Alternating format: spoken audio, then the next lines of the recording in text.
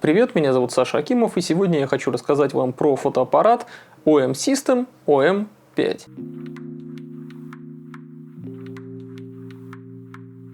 Надеюсь, вам не надо пояснять, что OM System это, в общем-то, бывшее фотоподразделение Olympus, которое после всех перипетий несколько лет назад было продано компанией GIP, и теперь оно отдельно от Olympus существует. Но думаю, что раз вы на моем канале оказались и вообще смотрите это видео, скорее всего и так в курсе. Также думаю, вам не надо пояснять, как происходит деление на серии у Olympus. Происходило раньше у Olympus, теперь у OM System, наверное, будет точно так же. У них в системе Micro 4 третьих имеются Olympus Pen. Это самые простые, такие компактные, карманные, иногда и не очень простые, если это мы говорим про Pen IP модель или Pen F, к примеру. Но в основном это достаточно все-таки упрощенные варианты.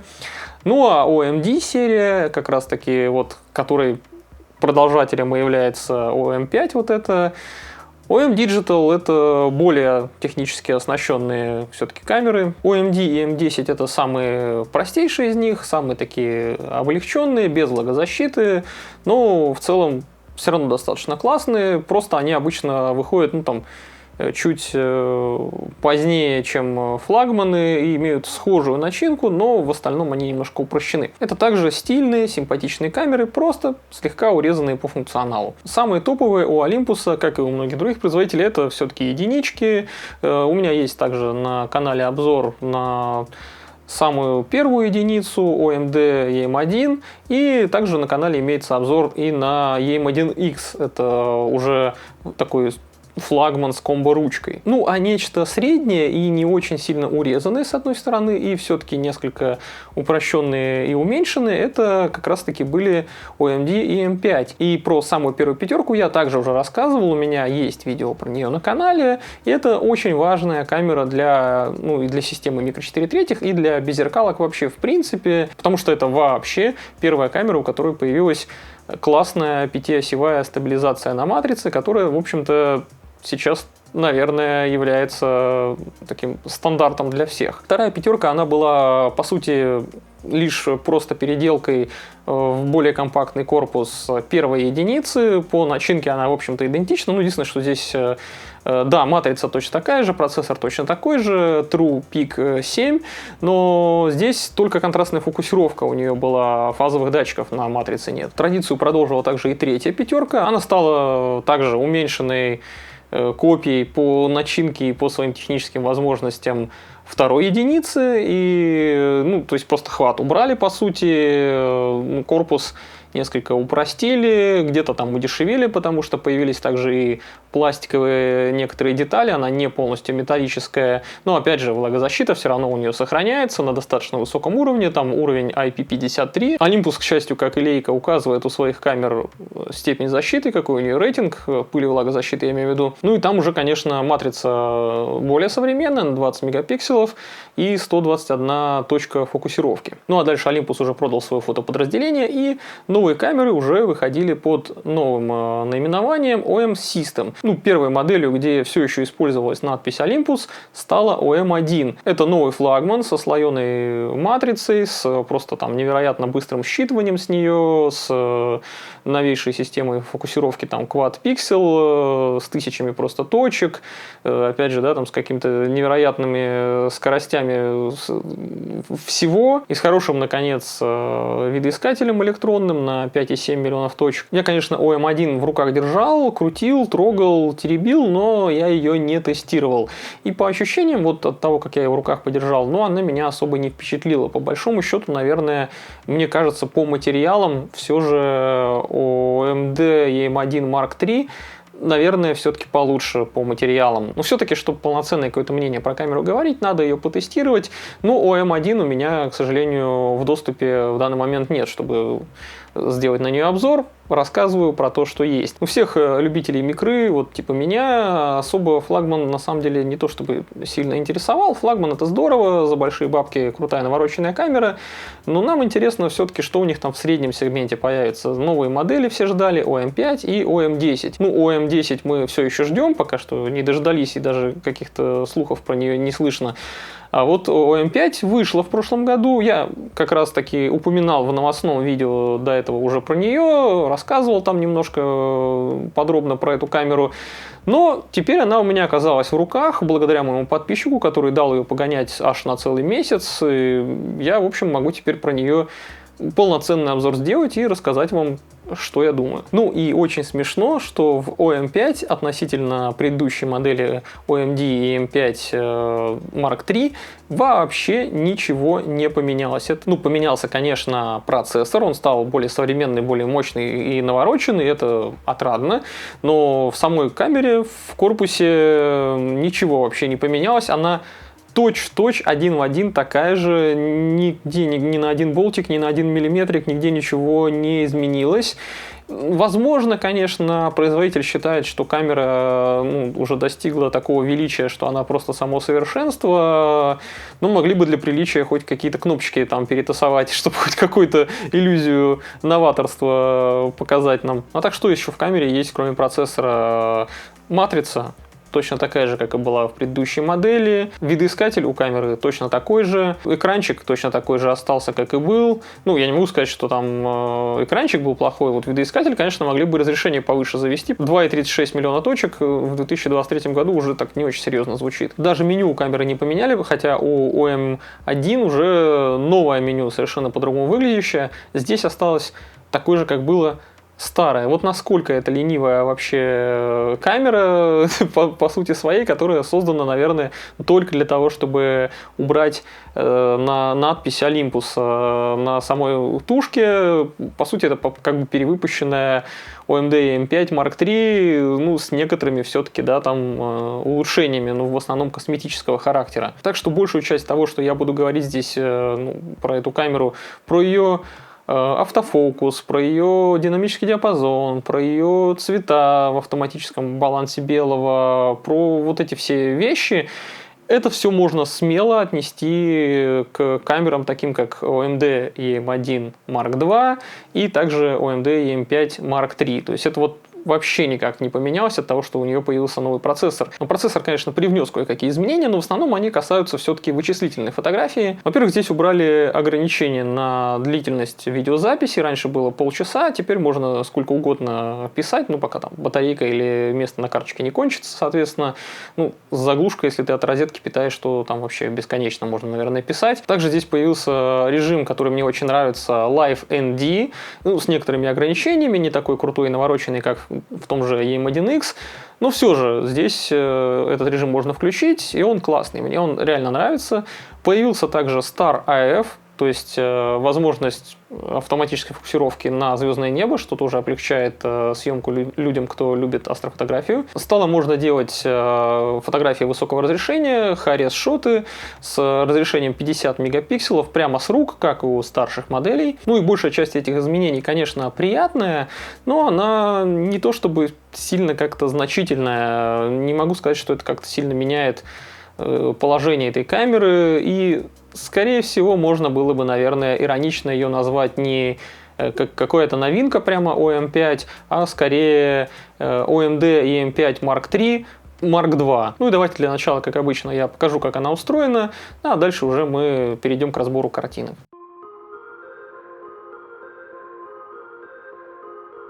Камера небольшая и легкая, в таком вот ненавязчивом ретро-стиле внешне. Понятно, что это только оболочка, но с вполне себе современным управлением. То есть здесь нет всяких вот там выдержек, ISO, выбора на колесиках, как на каком-нибудь Fuji или Leica. Такого тут не практикуется. Ну и, собственно, корпус у OM5 ничем, вообще ни на миллиметр, нигде, вообще ничем, кроме надписей, не отличается от OMD EM5 Mark III. Большей частью он из магниевого сплава. И, как я понял, тут теперь из пластика стала только верхняя панель. идентично, как и у, собственно, EM5 Mark III. Но пластик на ощупь не говенный и вполне себе качественный. Почти не отличается от металла по ощущениям, когда его трогаешь. Ну и, конечно же, традиционно для камеры Olympus тут есть вполне конкретная заявленная степень защиты IP53, что хорошо и солидно. Напомню, что все другие производители не указывают рейтинг влагозащиты, это делают только Leica и Olympus, ну, теперь OM Digital. И вот мы смотрим, как камера выглядит, вроде маленькая такая, вот в руку ее берешь, вроде бы хват небольшой, но он вполне комфортный. Сзади выступ под большой палец, отличный, то есть он прям очень такой солидный, большой этот выступ, под него палец прям ложится прекрасно. Ну и спереди тоже вот такая небольшая выемка имеется, она такая как-то, видимо, анатомически немного все-таки продуманная. В моей, по крайней мере, руке OM5 без дополнительных каких-то хватов лежит уже нормально. Ну, при условии, конечно, использования компактных каких-то праймов или вот такого, да, объектива, как 15 миллиметров панолейка, то есть, ну, ничего точно не перевешивает. Если ты здоровенный какой-то зум или про стекла там, да, 12-100, например, повесишь f4, там уже, да, наверное, доп. Хват какой-то понадобится, чтобы было просто удобнее и запястье не уставало. Спереди тут есть лампочка подсветки, кнопка фиксации байонета, причем она такая вот в стиле окружающего всего, такая типа с кожей якобы там, но на самом деле резина просто такая с текстурой под кожу. И одна программируемая кнопка вот здесь снизу есть. По умолчанию там типа как для староверов пленочных репетир диафрагмы стоял вообще. Но я на нее повесил увеличение цифровое, чтобы проще было фокусироваться с мануальными стеклами. Когда сверху слева, как и у всех современных OM-камер, находится цилиндр с двумя кнопками сверху. Одна для управления EVF, вторая отвечает за протяжку. Тут же у нас находится рычажок включения. Камера включается, в общем-то, мгновенно. Над горбиком фальшивой пентапризмы есть горячий башмак. Вспышки встроенной нет. И, кстати, вспышку дополнительную маленькую, вот клевую с поворотной головкой, класть в комплект перестали. Раньше она там была. Зажали. Понимаете, уже какая-то сомнительная экономия пошла. Ну да ладно. Правее от этой псевдопентапризмы находится у нас колесо выбора режимов. В середине него есть блокиратор, то есть он работает как не знаю, у авторучки, да, механизм. То есть ты так зафиксировал, так и разблокировал. То есть можно нажать. Можно, в принципе, оставить его всегда отжатым, потому что он достаточно тугой, а случайно его не собьешь. Ну, пускай, в общем, будет защита от дурака абсолютно не лишней. Спереди и сзади два удобных, приятно щелкающих, причем тихонечко, так они очень не слишком звонко щелкающих колесика для изменения параметров. Внутри переднего колеса находится кнопка спуска, достаточно тоже приятная. Ну а с краю корпуса еще пара кнопок, это вот экспокоррекция. Ну у меня, опять же, да, при таком раскладе экспокоррекция сейчас на колесиках висит. И, соответственно, я на нее просто повесил другие функции. Ну и также здесь есть кнопочка записи видео. Она утоплена немножко в корпус случайно. Ее, опять же, не нажмешь, не запустишь запись, когда не требуется, что очень даже неплохо. Ну и еще на скосе здесь очень неплохо так расположили, что тоже случайно на нее не нажмешь. То есть у тебя пальчик-то лежит вот так. Только если ты специально сюда его переместишь. Кнопочка ISO. Тоже нормальное, хорошее расположение, я считаю, чтобы использовать максимально, да, поверхности. Сзади нас встречает стандартный видоискатель, такой олимпусовский, уже классический, уже хер знает в каком количестве камер он используется. В общем, с разрешением 2,36 миллиона точек. Ну, разрешение 1024 на 768, в принципе, оно не ужасно. Даже сегодня, ну, то есть все хорошо на нем видно, пиксели там особо не лезут. Увеличение тоже более-менее там приличное. Фирменный рычажок рядом 2 на 2, то есть ты можешь дополнительно, да, тут с ним поиграться, попереключать какие-то другие функции, да и на самого его можно повесить, собственно, включение, если тебе удобнее, когда оно здесь. У него в середине кнопочка AFL, AL, крестовина и кнопки здесь абсолютно стандартные. Ну, крестовиной ты, так как здесь джойстика нет, можешь гонять точку фокусировки, допустим, или зону, если ты в мануале, да, фокусируешься, которую будешь увеличивать, тоже там можно подвигать. И в середине кнопочка ОК. Сверху две кнопки, это меню и инфо. Снизу тоже две кнопки, это удаление и просмотр отснятого материала. Экранчик здесь поворотный во всех плоскостях, что очень хорошо. обожаю поворотные экраны, это очень удобно, ты можешь с самых диких ракурсов снимать и не страдать. Он на 1 миллион пикселов, 3-дюймовый и, конечно же, сенсорный. Но здесь, опять же, сенсорность такая вот немножко ограниченная, не мультитач, как у всех нормальных уже, наверное, камер. У Olympus до сих пор только вот тыкать можешь, а не, там, допустим, двигать вот так. Справа под крышкой, причем очень тугой, хорошо прорезиненный, находится один, я еле открыл, кстати говоря, она прям очень плотно закрывается. Один слот для карты памяти SD с поддержкой UHS 2. Соответственно, здесь очень быстро и бодро все можно записывать. А вот слева уже все не так радужно, как справа. Здесь под заглушками находится ряд портов. Это вот для микрофона разъемчик, но для наушников при этом нету. И слот еще для подключения тросика, для удаленного управления. Вот эти крышечки мне не очень нравятся. Они не резиновые какие-то, или это резина такая странная, в общем, скорее пластиковые. Они, конечно, плотненько прилегают, но их очень легко открыть, и они как-то болтаются. Прям качество вот этого материала мне не нравится, прям не очень. И вот здесь находится микро HDMI, совсем малюсенький, малютка такой, и микро USB. Заметьте, камера 2023 года, начало, микро USB разъем, а не Type-C. Опять же, зажали максимально, я хз, что за дурак решил так сильно обделить нас. Ну, тут, слава богу, в общем, что здесь не тот разъем, который стоял там в нулевые на Олимпусах, тот еще бы медленнее фотки скидывал, потому что я как-то вот отснял материал и потом сидел, ну, не знаю, минут 15, наверное, сбрасывал на компьютер его через этот разъем. И, кстати, заряжаться еще камера может тоже через микро-USB.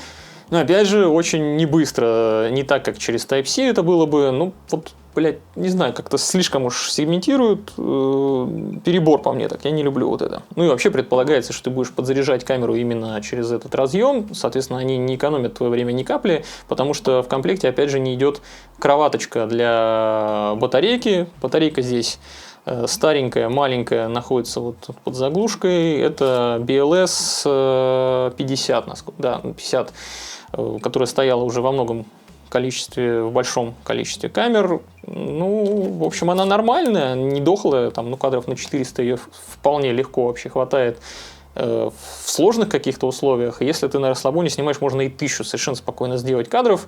Я как бы от нее не страдал. Ну, понятно, что если бы здесь как в OM1 стояла какая-нибудь батарея, это было бы, конечно, гораздо круче. Еще тут есть вот площадочка для подключения батарейного блока. Опять же, корпус не менялся, поэтому сюда, соответственно, подходит от OMD EM5 Mark III батарейный блок. Ничего нового тут не нужно. Штативное гнездо мне тоже не очень нравится, как все-таки все еще смещено вперед у них, что, ну, не очень клево. Во-первых, у тебя площадка не очень хорошо прилегает, то есть частично как-то будет, да, прилегать, и камеру легко можно расшатать, если, допустим, кто-то захочет панорамный снимок сделать.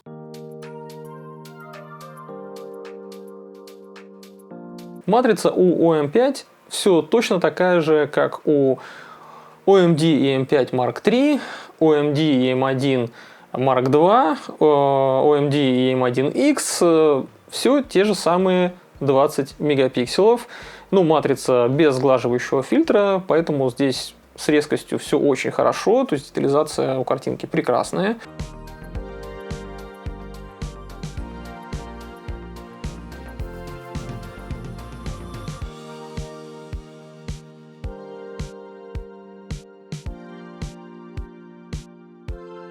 Муара я при этом не ловил.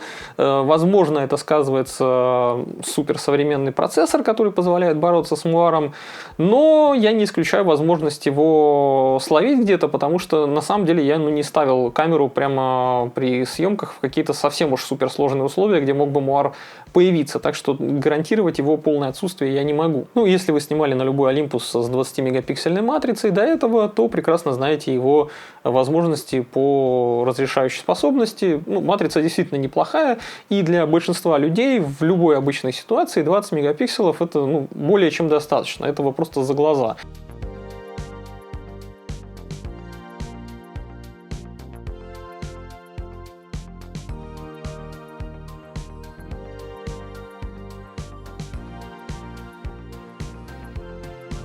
Ну, если тебе вдруг требуется какой-то там, не знаю, супер детализированный пейзаж снять, или, может быть, предметку, ну, прям с огромным количеством деталей, хочется прямо до мелочей, чтобы все было прорисовано, то ты можешь воспользоваться такой фишкой, которая там есть. Это High-Res Shot. Со штатива можно сделать аж 80 мегапикселов картинку, ну а с рук сейчас можно сделать 50 мегапикселов. Это работает очень просто, ну, на словах. На самом деле, там, наверное, с точки зрения вычисления это пиздец как сложно выглядит. Там еще и компенсируются какие-то движения листвы даже в какой-то мере. Ну, то есть артефактов там практически нет при таких съемках, хотя, наверное, их можно словить иногда. Но суть в том, что камера делает огромное количество снимков, ну, там, может быть, штук 20, например, если, допустим, мы про съемку с рук говорим.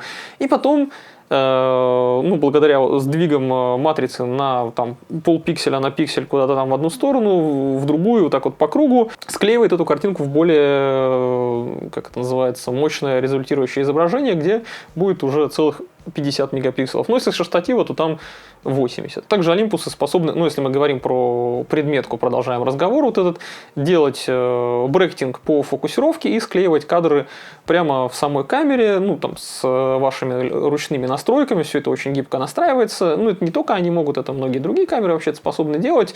Но, опять же, лучше всегда воспользоваться отдельным сторонним приложением, которое под это заточено. Там, скорее всего, результат будет гораздо лучше. Ну, то есть сначала брекетинг в камере по глубине резкости сделать, чтобы у вас вся картинка была в резкости, все, что вы хотели бы там без мыла снять, а дальше уже склеивать отдельно в приложении. Ну и в любом случае какой-то макро или предметка, они очень удобны на микре, потому что здесь не нужно так сильно закрывать диафрагму, как на других, чтобы добиться большей глубины резкости, потому что гриб здесь широк из-за того, что матрица имеет двойной кроп.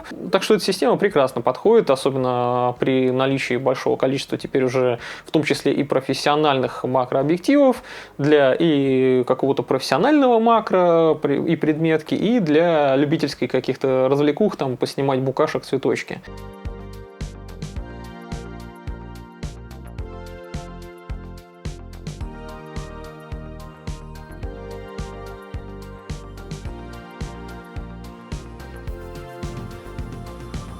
Ну и, конечно же, на проклятой мертвой микре абсолютно ужасный динамический диапазон, вообще ни света, ни тени не тянутся. Я не знаю, как вообще люди на это могут снимать, страдают бедные, не знаю, как мыши, которые едят кактус, колются, продолжают есть кактус, и просто боль, страдания, муки, зачем они это претерпевают. Ну, я, конечно, шучу, потому что все прекрасно понимают, кто более-менее разбирается в вопросе, что на стандартных базовых ISO у любой камеры на микре, в том числе и у Олимпусов, и у OM System, на 200 ISO имеются плюс-минус там, ну, примерно около 13 стопов динамического диапазона, и знай себе, снимай. Этого более чем достаточно, опять же, для того, чтобы наслаждаться.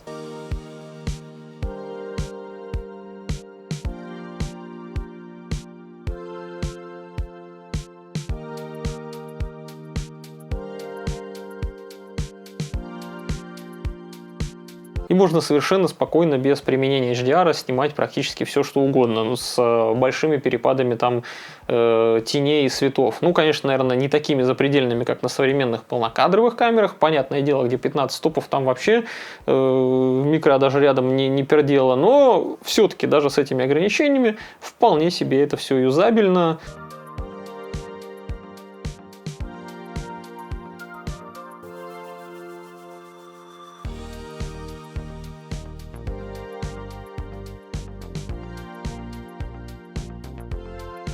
Да и динамический диапазон скукоживается не так уж быстро при повышении ISO. Ну а шум я бы тоже не сказал, что прям сильно подъедает детали при повышении чувствительности. До 1600 единиц ISO на любую микру из современных, текущих, да и я думаю на 10-летней давности тоже, можно совершенно спокойно снимать.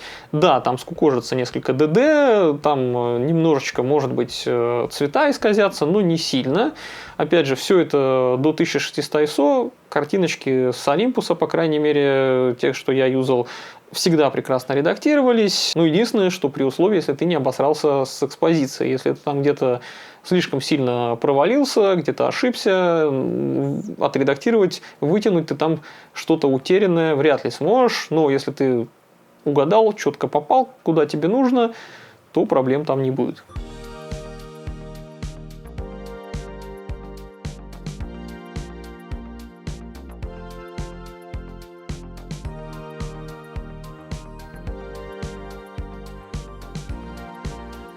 Ну и, конечно, традиционно, стабильно, приятно использовать эту камеру в темноте. Ну и слово «стабильно» здесь неспроста, потому что у OM5, конечно же, отличный стабилизатор на матрице, который позволяет тебе делать, не повышая ISO вообще, все время используя ISO 200, делать тебе снимки на просто сумасшедше длинных выдержках. Ну и пока петухи, которые кукарекают про мертвую микру, задирают в какой-то момент в потемках ISO до 10 тысяч единиц, нормальный пацан ровный берет микру, разбирается в ее сильных и слабых сторонах и просто за счет выдержки, совершенно не поднимая ISO, снимает чистые красивые кадры.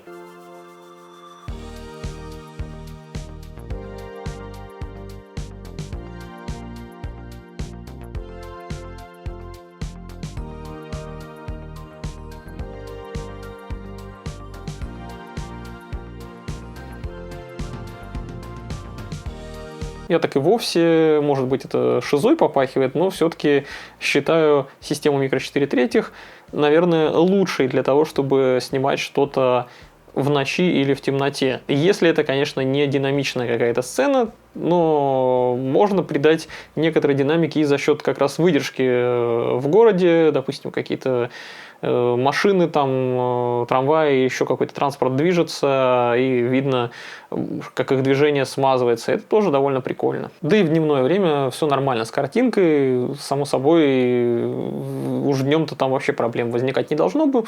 Но иногда в редких ситуациях могут где-то подвыбиться света, но, опять же, не могу сказать, что прям как-то сильно критично, или там, что какая-то была суперважная инфа в тех местах, где у тебя выбьются света на микре. Также какая-то инфа, которая там ничего, скорее всего, не несла, это просто какой-то белый свет. У тебя, может быть, ты чуть-чуть на пару стопов ее получше бы вытянул, но там все равно ни хера нет на там, полном кадре какого-нибудь. Цвета у OM5 точно такие же, как у предыдущих Олимпусов, так что к ним вообще никаких претензий нет.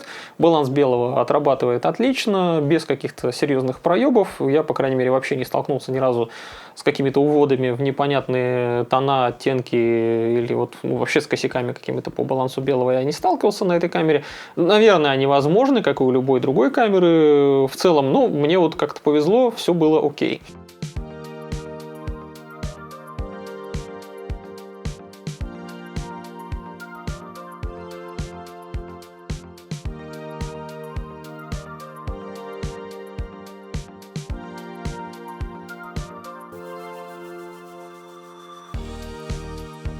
И скинтона у камеры неплохие, даже если ты снимаешь, допустим, Тараса где-то на морозе, когда вроде бы холодно, кожа, там лицо раскраснелось, но тем не менее выглядит вполне себе нормально. На каком-нибудь Fujifilm у него лицо было бы просто красное, как жопа у рака свежесваренного. Ну, по крайней мере, на мой взгляд, это не худший далеко результат с точки зрения цвета.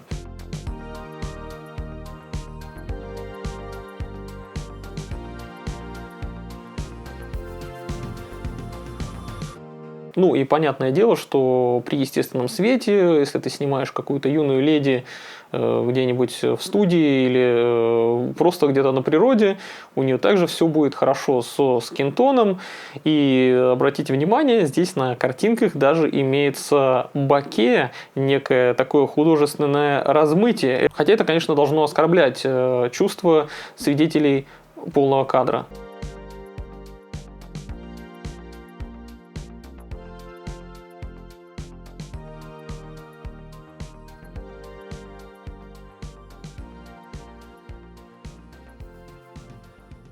Мне Мне понравилось гонять с OM5 с какими-то компактными легкими объективами, типа Olympus 12 мм f2 или Panasonic, ну, Panaleyka 15 мм f1.7, одно из моих любимых вообще стекол в этой системе, потому что с маленькими стеклами он и смотрится красиво, так, ну, прям реально сексуально выглядит, и при этом у тебя не возникает проблем с тем, что у камеры нет особо какого-то ярко выраженного хвата.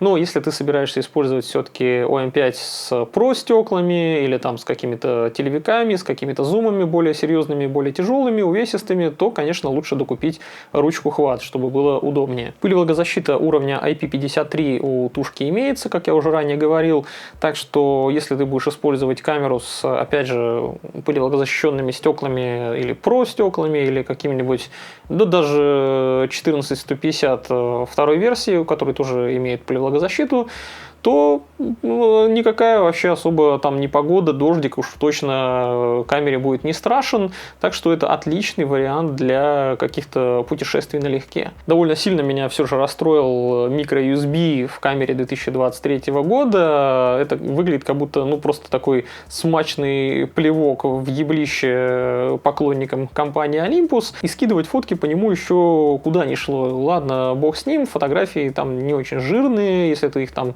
тысячи не наделал, там, ну, 100 фоток у тебя там условные довольно быстро скинутся все-таки на компьютер. Но если ты снимал видео, если ты снимал его в 4К и с хорошим битрейтом, а видео там, кстати говоря, пишется довольно хорошее, реально качественное, резкое и замечательное, то, бля, ты будешь скидывать вот эти файлы жирные просто целую вечность. И это прямо настоящее страдание. Проще вытащить карточку и через какой-нибудь быстрый кардридер скинуть. Ну, кстати, видео я поснимал на нее. Не знаю, если у меня сохранились сэмплы, то я где-нибудь тут вставлю. Ну, если нет, то уж не серчайте.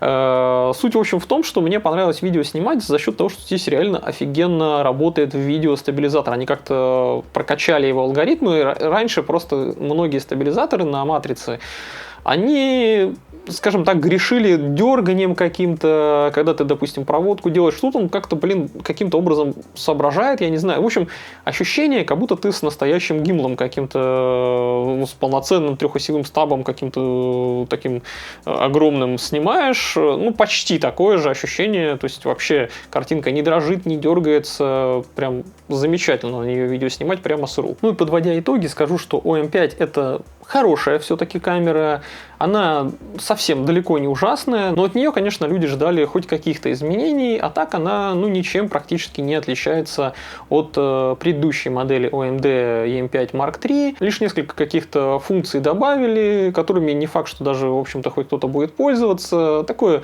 очень минорное обновление. Ну и понятное дело, что смысла особого в том, чтобы менять OMD EM5 Mark III или там, допустим, OMD EM1 Mark II на вот эту камеру вообще никакого нет. Это, в общем-то, будет шило на мыло. Никакого смысла, ноль вообще. Это все то же самое. И если тебе нравится именно такой форм-фактор и очень хочется что-то более современное, то, может быть, есть смысл на нее перейти только совсем уж старых каких-то моделей. Ну, там, первые десятки, первые пятерки, которые, ну, действительно уже за десятилетия последние морально устарели. Но опять же, повторюсь, не могу сказать, что камера плохая. Она просто нормальная, но без какой-либо фишки. Корпус, как и у предшественника, точно такой же, слегка удешевленный, с пластиковыми деталями.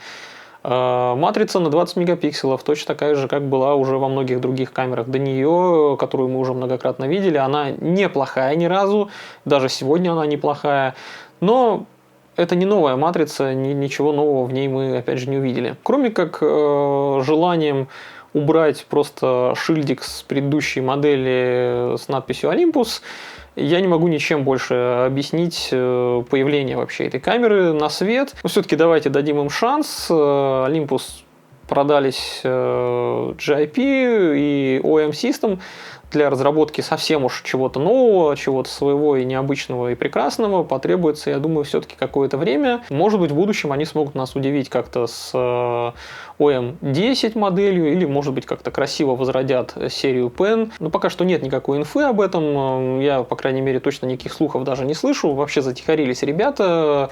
Ну, в начале этого года я также в новостном стриме рассказывал, что они выпустили обновление, ну, такое, опять же, не очень значительное современная OM1 Mark II, и также выпустили классный, безусловно, но это, скорее всего, просто сигмовское стекло с их шильдиком OM System 150-600, что вообще-то довольно впечатляющее, классное стекло. Но все это дорогие премиальные продукты, которые ну, совсем никак не волнуют массового какого-то потребителя. Это все для элитариев. В общем, OM5 это ничем не удивляющая камера, даже немножечко слегка разочаровывающая. Ну, а я надеюсь, что вам было интересно узнать мое мнение про OM5. Пишите в комментариях, что вы, в общем-то, по этому поводу думаете. Может быть, у вас есть какие-то мысли на этот счет. Также не забывайте подписаться, чтобы не пропустить новые видео. Ставьте лайки. Ну и до новых встреч. Я желаю вам хороших снимков. Пока.